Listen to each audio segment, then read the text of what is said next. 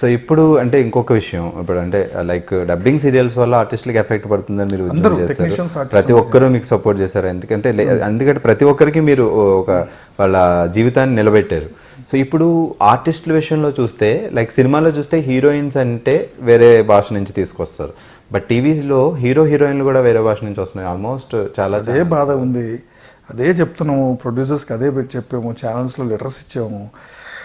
మన దగ్గర కొంచెం మనలో కూడా యూనిట్ రావాలి. అవును, మనలో ఇప్పుడు నేను ఒక్కనే పోరాటం చేస్తే కాదు సార్, ఆల్మోస్ట్ నన్ను కూడా బ్లాక్ లిస్ట్ లాగానే పెడతారు. అంటే ఈ ప్రతిదానికి కూడా ఉద్యమానికి వచ్చేస్తారు.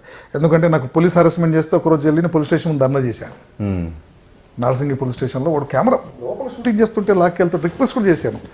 ఎస్ఐ ఎవరు వస్తే, సార్ సార్ మీరు మమ్మల్ని వదిలేని వర్క్ ఏమైనా ఉంటే మీరు మాట్లాడి పర్మిషన్ సార్, వర్క్ డిస్టర్బ్ చేయకుండా రేపు టెలికాస్ట్ వాళ్ళు ఉంటే నువ్వు పక్క తీసుకెళ్ళిపోయాడు.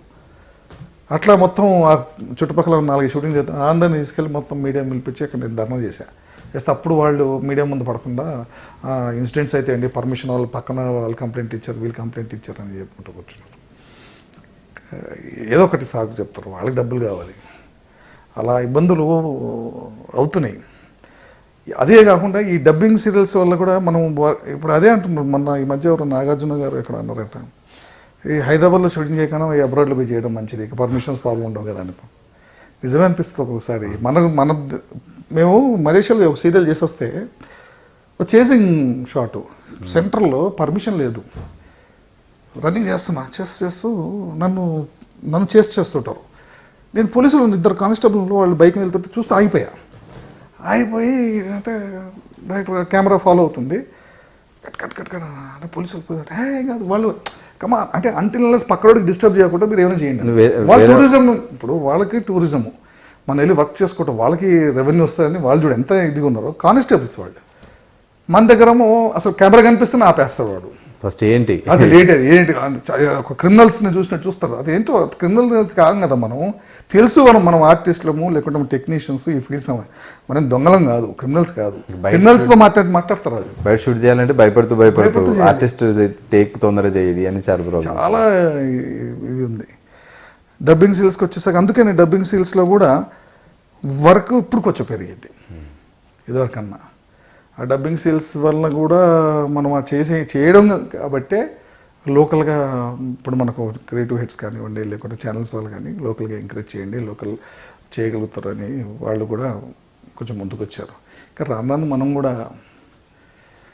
ఇంకా చేసుకుంటూ పోవాలి. ఒకటి మాత్రం కరెక్ట్ సార్, మీరు అంటే నేను చేస్తాను నలుగురికి సహాయపడతాను ముందు వెళ్ళినప్పుడు మీ వెనకాల ఇంకొక నలుగురు వచ్చి దానికి సపోర్ట్ చేస్తేనే ఏదైనా డెఫినెట్గా సక్సెస్ అవుతుంది. డెఫినెట్గా అవుతుంది. అందరు ఉండాలంటాను.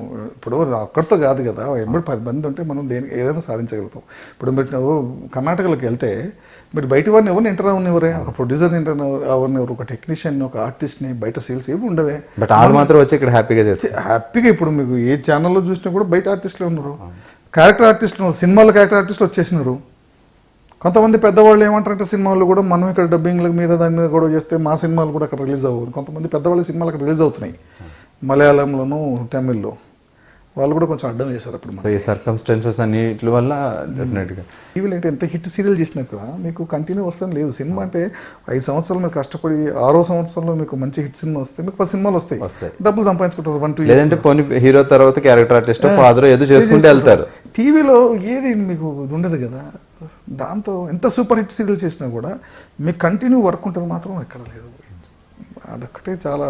సో మీరు డబ్బింగ్ సీరియల్స్ ఎక్కువ అవడం వల్ల స్ట్రైట్ ఆర్టిస్టులకి ప్రాబ్లం వస్తుంది, వర్క్ ఉండాలి, సీరియల్స్ తగ్గించాలి, మాకు వర్క్ కావాలి అని ఫోర్స్తో ఇప్పుడు ఏమైందంటే కొన్ని ప్రొడక్షన్స్ చెన్నైలో జరిగేవి, అక్కడ ప్రొడక్షన్ హౌసెస్ ఉన్నాయి, అక్కడ జరిగేవి. సార్ అక్కడ మన తెలుగు వాళ్ళు ఎవరుతున్నారు వేరు, అది వేరు. కానీ ఇక్కడ లోకల్గా మనం టెలివిజన్ స్టార్ట్ అయింది హైదరాబాద్లో, తెలుగు టెలివిజన్ స్టార్ట్ అయింది హైదరాబాద్.